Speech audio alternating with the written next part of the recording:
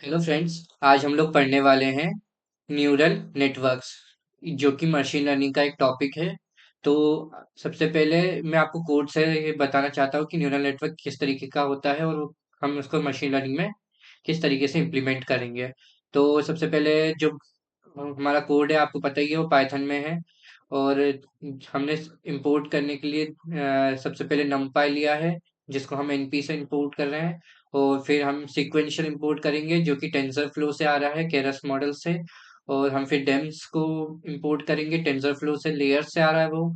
और train test split को import करेंगे, जो कि sklearn डॉट मॉडल सिलेक्शन से आ रहा है। And the last is Lord iris को इंपोर्ट करेंगे, जो कि डेटा सेट से आ रहा है sklearn में। सो सबसे पहले हमारा काम होता है कि हम डेटा सेट को लोड करवा लें। तो डेटा सेट में हम एक बेसिक डेटा सेट ले रहे हैं, जिसमें आप देख सकते हैं यहाँ पे जो डेटा सेट है, इसमें 3 फ्लावर्स है, जो कि है सतोसा, वर्सिकलर, वर्जिनीशिया। और इनके फीचर्स भी जो गिवन है वो है sepal length, sepal width, petal length, petal width. So हर एक फ्लावर की ये 4 फीचर्स अवेलेबल रहेंगे इस डेटा सेट के अंदर। और हमारे पास कितने फ्लावर्स है, वो है 3 फ्लावर्स। तो ये हमने लोड कर लिया है डेटा। इसके बाद हम जाएंगे एक्स और वाई में डेटा लोड करने के लिए। एक्स में हम जो डेटा लोड करेंगे वो रहेगा हमारे फीचर, जैसे कि sepal length, sepal width, petal length, petal width. तो ये हमारा एक्स के अंदर डेटा आ जाएगा। और फिर हम जो वाई के अंदर जो डेटा लेंगे, उसमें हम लेंगे जो हमारे ये फ्लावर्स है। ये फ्लावर्स डायरेक्ट नेम वाइज नहीं आएंगे, स्ट्रिंग वाइज नहीं आएंगे। ये हमारा 1D एरे रहेगा, जिसमें हम जो वैल्यू है वो 0, 1, 2 ये रिप्रेजेंट करेगी ये फ्लावर्स को। जैसे 0 सतोसा के लिए, वर्सिकलर 1 के लिए, और वंजेनिशिया 2 के लिए। तो ये एक 1D एरे है, आपको समझ में आ गया। और फिर इसके बाद हम इस पे train test split method apply करेंगे, जो कि हमने sklearn डॉट मॉडल सिलेक्शन से लिया था। तो यहाँ पे हमारे पास सबसे पहले हम उसको क्लासिफाई करने के लिए एक्स ट्रेन मतलब एक्स की ट्रेनिंग, एक्स टेस्ट मतलब एक्स का टेस्ट, और वाई ट्रेन मतलब वाई की ट्रेनिंग, और वाई टेस्ट मतलब वाई की टेस्टिंग के टाइम। सो जो ट्रेन टेस्ट डेटा है वो हमारे एक्स डेटा और वाई डेटा को लेगा और उसको क्लासिफाई कर देगा। किस बेसिस पे? हमारे पास जो टेस्ट साइज है, टेस्ट साइज का क्या मतलब है? टेस्ट साइज का सीधा सीधा मतलब ये है कि जो टेस्टिंग के टाइम पे हमारे पास जो डेटा का परसेंटेज होगा वो बता रहा है यहाँ पे। तो हमारे पास एक्स टेस्ट और वाई टेस्ट में जो डेटा आएगा वो 30% आएगा, जिसका मतलब है 0.3। सो बाकी जो 70% डेटा बचा है वो क्या रहेगा फिर? वो रहेगा हमारा ट्रेनिंग का डेटा, जो कि एक्स ट्रेन और वाई ट्रेन में जाएगा। और यहाँ आप एक देख सकते हैं, ये एक पैरामीटर है रैंडम स्टेट करके।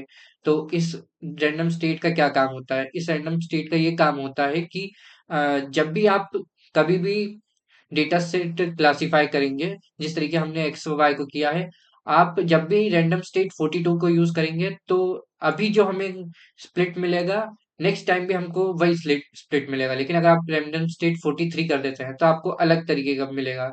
और ये सेम वैल्यू के लिए हमेशा सेम स्प्लिट हमें मिलता है। और हम इसके बाद हम अपना मॉडल सीक्वेंशियल पढ़ेंगे। सीक्वेंशियल मॉडल इस तरीके का रहता है कि आप एक लेयर के ऊपर अदर लेयर डिफाइन करते हैं, और जो एक लेयर रहती है उसका जो आउटपुट रहता है वो अगले वाली लेयर के लिए इनपुट रहता है। तो इसको देख लेते हैं हम किस तरीके से रहेगा। जैसे फर्स्ट लेयर ऐड कर दी हमने इस मॉडल में, जो कि रहेगी हमारी डेंस लेयर। सबसे पहले जब हम फर्स्ट लेयर डिफाइन करते हैं, तो हमको एक शेप डिफाइन करना रहता है उसमें। तो एक्स ट्रेन में हमने एक शेप डिफाइन कर दिया है, जो कि 1 इसका ये वैल्यू रिप्रेजेंट कर रही है नंबर ऑफ फीचर्स यहाँ पे कितने रहेंगे ट्रेनिंग डेटा में। सो यहाँ पे अभी करंटली हमने 1 लिया है। और जो ये 10 वैल्यू है, ये बताएगी कि कितने न्यूरॉन्स आपस में कनेक्टेड होंगे पिछली वाली लेयर से। सो अभी तो कोई लेयर नहीं है, तो हमारी 10 न्यूरॉन्स कनेक्टेड रहेंगे। और यहाँ पे हमने एक एक्टिवेशन फंक्शन लिया है, रेलू। रेलू का रेलू एक एक्टिवेशन फंक्शन है, जिसका क्या काम होता है? ये जो नेगेटिव वैल्यू है वो सारी नेगेटिव वैल्यू को जीरो कर देता है, और इनको पॉजिटिव वैल्यू को अनचेंज रहने देता है। तो पॉजिटिव वैल्यू इसमें कोई चेंज नहीं आती है और नेगेटिव वैल्यू सारी ज़ीरो हो जाती है। नेक्स्ट हम एक और लेयर बनाएंगे इसी के ऊपर। यहाँ पे हमारा जो वैल्यू रहेगी वो 8 रहेगी, यानी जो 8 न्यूरॉन्स यहाँ इस लेयर में है वो पिछली लेयर के 10 न्यूरॉन्स से सारे के सारे कनेक्टेड रहेंगे। सो इसका हर एक न्यूरॉन डेंस सेकेंड वाली डेंस लेयर का वो हर 10 न्यूरॉन से कनेक्टेड रहेगा।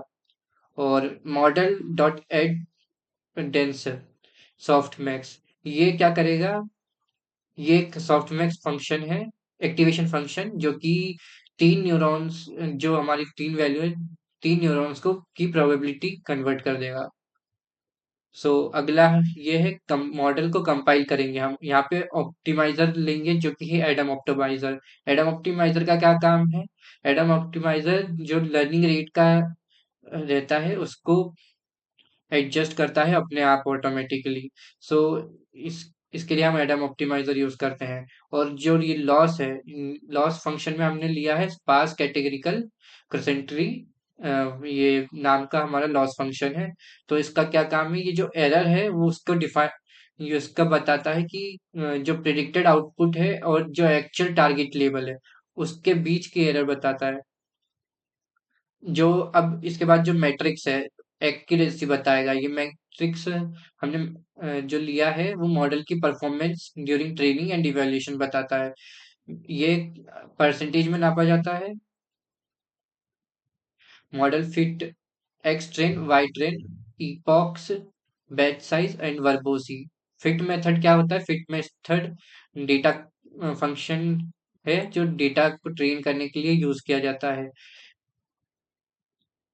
इसकी वैल्यू हम चेंज करके इसको अलग अलग वैल्यू के लिए ट्रेन कर सकते हैं। जो ये मॉडल है will iterate through entire training set 50 times. जो इपॉक्स वैल्यू है वो ये बताएगी कि ये मॉडल कितनी बार आइटरेट करेगा ट्रेनिंग के टाइम पे।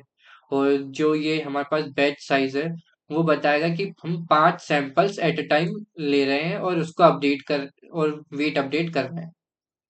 देन हमारे पास आ रहा है लॉस एंड एक्यूरेसी, जो कि हम मॉडल से इवैल्यूएट करके हमको मिलेगा लॉस। और ये जो वैल्यू रिटर्न करता है वो एक टपल के फॉर्म में होता है। तो लॉस भी हमारे पास एक टपल रहेगा और ये एक्यूरेसी भी हमारे पास एक टपल रहेगी। इसको हम प्रिंट करके चेक कर सकते हैं कि वो किस तरीके से दिखेगा। नेक्स्ट हमारे पास है सैंपल। सैंपल में हमने क्या किया है, एक एरे जो हमारे numpy से एरे ली थी वहां पे हम उसका पहले ही वैल्यू ले लेंगे एक्स टेस्ट में, जो कि हमारा आप देख सकते हैं यहाँ पे सतोसा है तो वो आ जाएगा। और फिर उसके बाद प्रिडिक्शन मॉडल, हम मॉडल को प्रिडिक्ट करेंगे जिसमें हम एक सैंपल जो प्रीवियस लिया था हमने उसको दे दिया है। यहाँ ये सैंपल चला गया है और हमने इस पे प्रिडिक्शन लगाई है। हमारी जो प्रिडिक्शन है इस पे हम ये numpy का मेथड है आर्ग्यूमेंट मैक्स, इस पे प्रिडिक्शन करेंगे। और नेक्स्ट हम उसके बाद जो एक्चुअल लेवल है उससे इसको प्रिंट करवाएंगे और चेक कर लेंगे कि वाई टेस्ट और इसमें क्या डिफरेंस है।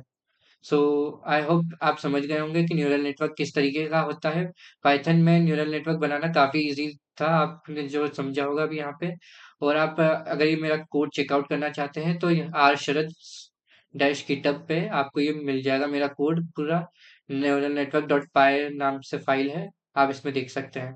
अभी के लिए मैं अपना डेटा, अपना जो रिपॉजिटरी है उसको कमेंट कर देता हूँ।